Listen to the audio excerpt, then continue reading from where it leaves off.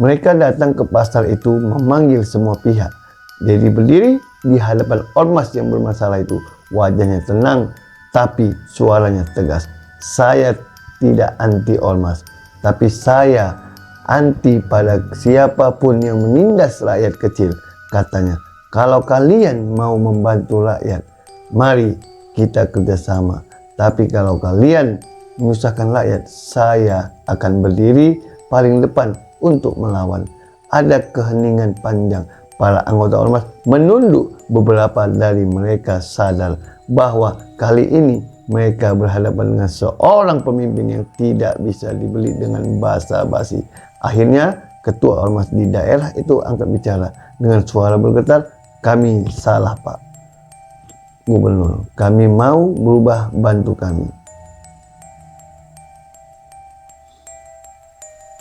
Dedi mengangguk perlahan. Kalau benar mau berubah, ayo kita mulai dari sekarang. Tapi ingat, tidak ada kompromi untuk yang mengganggu rakyat kecil. Berita tentang tindakan Dedi menyebar seperti angin, tapi tidak lewat media sosialnya. Masyarakat yang bercerita dari mulut ke mulut. "Gubernur, kita bukan cuma bisa bikin konten, dia juga berani turun langsung," kata seorang pedagang di pasar. "Kalau begini, kami siap dukung beliau sampai kapanpun," kata yang lain. Namun ada yang juga suara sumbang, "Ini cuma akting baru." Sekarang akting diam-diam, sindir seorang pengamat politik di TV.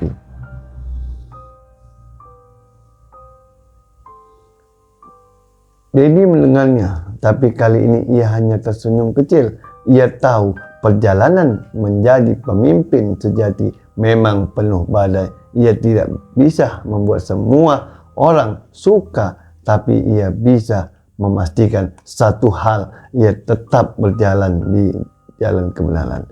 Dan malam itu di teras rumah dinas, sekali lagi Dedi memandang langit. Bintang-bintang bersinar di atas sana seperti tanda kecil bahwa selama hati tetap lurus, tak perlu takut pada gelapnya dunia. Kalau mau, aku bisa teruskan ke bagian 4 tentang munculnya tantangan baru dari dalam pemerintahannya sendiri atau hubungan Dedi dan Prabowo setelah perubahan ini.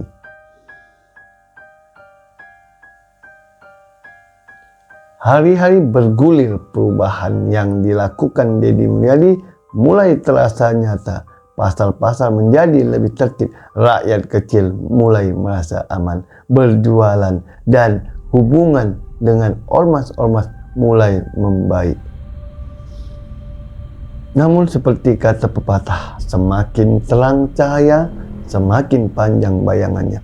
Suatu hari saat Dedi sedang memimpin rapat di kantor gubernur, ia menerima laporan mengejutkan. Beberapa pejabat dalam lingkaran pemerintahannya sendiri mulai tak nyaman dengan gaya kepemimpinannya yang baru. Terlalu banyak turun ke bawah, terlalu sering terlibat, langsung bikin jalur birokrasi kacau, kata salah satu pejabat senior dalam sebuah rapat tertutup. "Kita ini pemerintahan, bukan pertunjukan," tambah yang lain.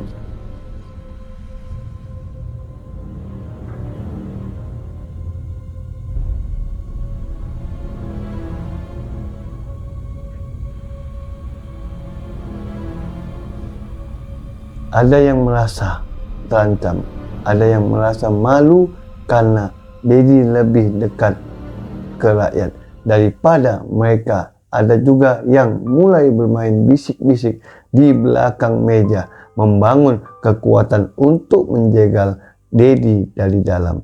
Tak lama kemudian muncul kabar bahwa akan ada audit besar-besaran terhadap program-program Dedi. Isunya disebarkan seolah-olah ada anggaran yang tidak jelas, padahal semua itu hanyalah permainan politik. Dedi tidak buta. Ia tahu musuh terbesar seringkali bukan di luar, tapi dari dalam rumah sendiri. Suatu malam Dedi duduk di ruang kerjanya sendirian. Di mejanya bertumpuk laporan, surat-surat, juga pesan-pesan dukungan dari rakyat kecil. Ia termenung, apakah aku harus menyerah, pikirnya sejenak. Tapi kemudian teringat nasihat Prabowo waktu itu di istana. Jangan takut jadi besar bersama rakyatmu.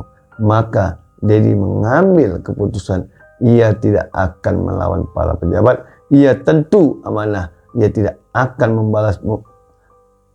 Ia akan membiarkan kinerjanya berbicara.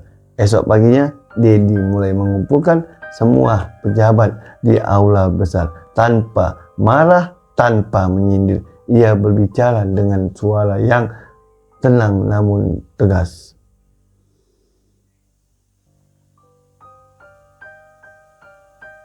Saya tidak sempurna, kata Dedi.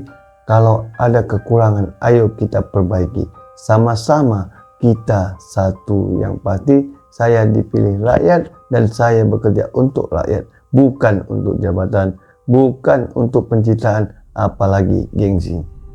Ruangan hening, tak ada satupun yang berani menatap mata Dedi. Lalu ia melanjutkan, kalau ada di antara kalian yang ingin bekerja untuk rakyat, mari kita lanjutkan perjalanan ini bersama. Tapi kalau ada yang ingin main politik kotor, lebih baik sekarang tinggalkan kursi ini. Beberapa pejabat tertunduk, ada yang mulia berubah, ada yang masih berusaha mengatur siasat, tapi Dedi tahu perubahan sejati memang butuh waktu dan pengorbanan. Ia sadar perjalanan ini belum selesai, tapi ia juga tahu selama langkahnya setia pada rakyat, ia tidak pernah benar-benar sendirian. Dan malam itu, untuk pertama kalinya setelah sekian lama, Dedi tersenyum lebar di teras rumah dinasnya. Bintang-bintang di langit masih bersinar dan di dada Dedi menjadi menyala tekad yang makin kuat. Aku akan terus berjalan. Biarpun badai datang, aku tahu siapa yang aku perjuangkan, rakyatku. Panggilan ke istana ujian untuk Dedi Mulyadi. Hari itu langit kerja Jakarta mendung, awan-awan menggantung berat, seakan mengerti ada sesuatu yang penting sedang terjadi. Di tengah hiruk pikuk ibu kota, satu nama menjadi sorotan. Dedi Mulyadi, Gubernur Jawa Barat yang dikenal tegas dan belak-belakan. Dedi baru saja menerima panggilan mendadak ke istana. Panggilan itu datang langsung dari Menteri Pertahanan